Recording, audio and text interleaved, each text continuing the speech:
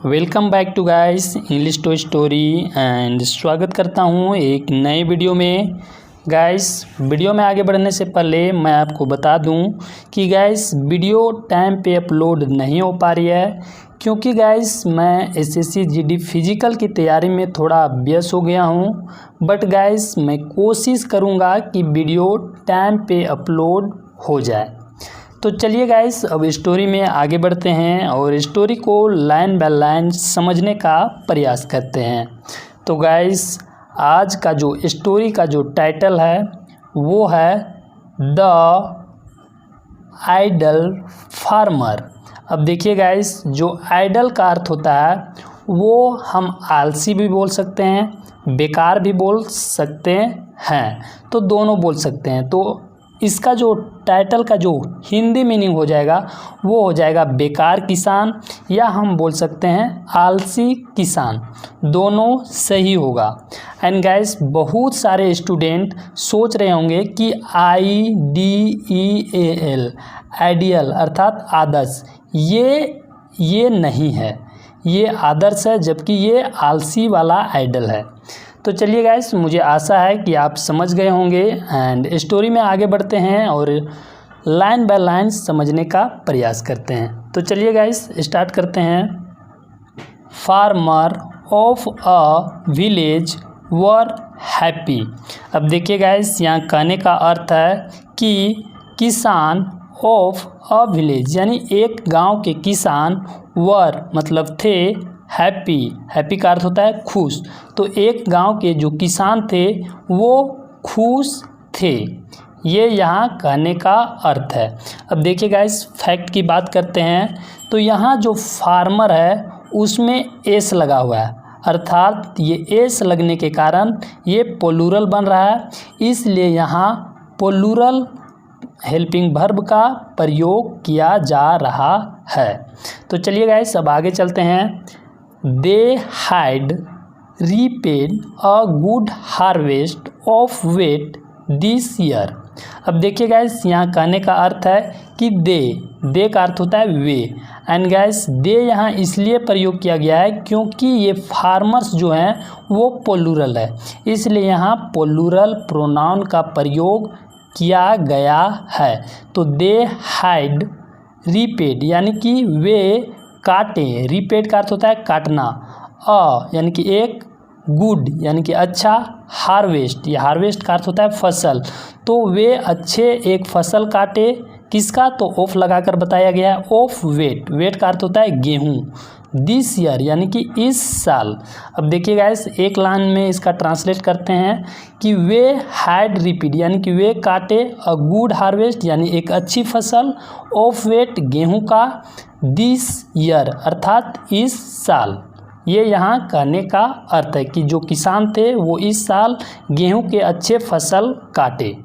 तो चलिए गाइस आगे चलते हैं और देखते हैं कि आगे और क्या होता है। एंड गाइस ये यहाँ जो हैड लगकर V3 आ रहा है तो ये यहाँ एक पास्ट परफेक्ट टेंस का प्रयोग हो रहा है। अब चलिए आगे चलते हैं। दे rejoiced एंड मेड मेरी एट देयर गुड फॉर्चून। अब देखिए गाइस यहाँ कहने का अर्थ है कि दे यानी कि वे, यहाँ भी जो दे है वो इन सभी फार्मरों के लिए आ रहा है। तो दे रेजोइस्ड का अर्थ होता है खुश होना, तो यहाँ ईडी लगा हुआ है यानी कि वे खुश हुए। एंड और मेड मतलब मनाया या बनाना, मेरी मतलब कि वो आनंदित हुए, मेरी का अर्थ होता है आनंदित होना, तो वे आनंदित हुए या खुशी मनाए किस पर, तो एट देयर गुड फॉर्चून। देखिए गाइस फॉर्चून का अर्थ होता है भाग्य या तकदीर, तो वे अपने भाग्य पर या एक अपने अच्छे तकदीर पर खुश हुए, ये यहाँ कहने का अर्थ है। देखिए गाइस मैं एक बार फिर से समझाता हूँ कि दे रेजोइस्ड यानी कि वे खुश हुए, एंड मेड और मनाया, मेरी यानी कि और मनाया या आनंदित मनाया या आनंद मनाया किस पर, तो एट देयर गुड फॉर्चून यानी कि अपने अच्छे तकदीर पर उन लोगों ने खुशी मनाया, ये यहाँ कहने का अर्थ है। अब चलिए गाइस आगे चलते हैं और देखते हैं कि आगे और क्या होता है। बट का अर्थ होता है लेकिन, they forgot to thank god for their good fortune. अब देखिए गाइस, यहाँ कहने का अर्थ है कि बट का अर्थ होता है लेकिन, दे यहाँ किसानों के लिए आ रहा है कि लेकिन वे किसान जो थे वो भूल गए। फॉरगेट का अर्थ होता है भूलना, तो फॉरगेट का यहाँ पास्ट लगा हुआ है, अर्थात वे भूल गए टू थैंक गॉड, यानी भगवान को थैंक यू कहना वो भूल गए। किसके लिए? तो फॉर देयर, जो फॉर तो के, फॉर का अर्थ होता है के लिए, तो फॉर देयर गुड फॉर्चून, यानी उनके अच्छे तकदीर के लिए, या हम बोल सकते हैं अच्छे भाग्य के लिए वे भगवान को थैंक यू बोलना भूल गए। ये यहाँ कहने का अर्थ है।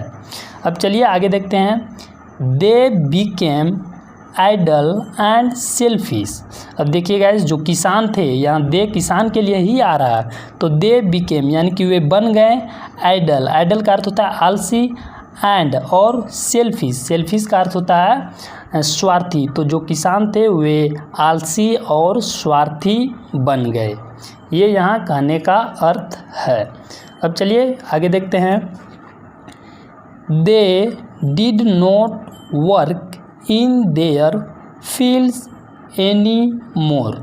अब देखिए गाइस, यहाँ कहने का अर्थ है कि वे अब अपने खेतों में काम नहीं करते थे। They did not work in their fields. देखिए गाइस, फील्ड्स का अर्थ होता है खेत, देयर मतलब उनके, एंड डिड नॉट यानी कि वे अब अपने खेतों में काम नहीं करते थे। ये यहाँ कहने का अर्थ है। अब चलिए आगे देखते हैं। नेक्स्ट ईयर, देखिए गाइस अगला साल यानी कि next year, there was no crop to be repaid. अब देखिए गाइस, यहाँ कहने का अर्थ है कि अगले साल कोई फसल काटने के लिए नहीं था। नेक्स्ट ईयर देयर वाज मतलब वहाँ नहीं था, वाज नो यानी कि नहीं था, क्रॉप यानी कि फसल, टू बी रीपेड यानी कि काटने के लिए वहाँ अगले साल कोई भी फसल नहीं था। क्योंकि गाइस इन लोगों ने अगले साल अधिक हो जाने के कारण वो काम करना बंद कर दिए थे, तो अगला साल उन लोगों ने फसल नहीं उगाया, तो यहाँ काटने के लिए कोई भी फसल नहीं था। ये यहाँ कहने का अर्थ है। अब चलिए आगे देखते हैं कि आगे और उसके साथ क्या होता है, या उन किसानों के साथ आगे क्या होता है। Suddenly there was the sound of thunder. अब देखिए गाइस, सडनली का अर्थ होता है अचानक, there was the sound of thunder, अचानक गड़गड़ाहट की आवाज़ आई। अचानक, सडनली का अर्थ होता है अचानक वहाँ गड़गड़ाहट की आवाज़ आई। थंडर का अर्थ होता है गड़गड़ाहट, एंड साउंड मतलब आवाज़, तो वहाँ अचानक गड़गड़ाहट की आवाज़ आई। अब देखिए गड़गड़ाहट की आवाज़ आती है, उसके बाद क्या होता है। द एंजल्स, देखिए गाइस एंजल्स का अर्थ होता है परी होता है, या हम बोल सकते हैं जो स्वर्ग दूत होते हैं वे बोल सकते हैं, या फरिश्ते भी बोल सकते हैं। तो द एंजल्स यानी कि जो फरिश्ते थे, हु यहाँ इन एंजल्स के लिए ही आ रहा है। वे वर वाचिंग यानी कि वे एंजल्स जो देख रहे थे, यानी कि जो देख रहे थे फ्रॉम कहाँ से, तो फ्रॉम एबव यानी कि ऊपर से, यानी कि वे एंजल जो देख रहे थे हैड बिकम एंग्री, वो गुस्सा हो गए हैं।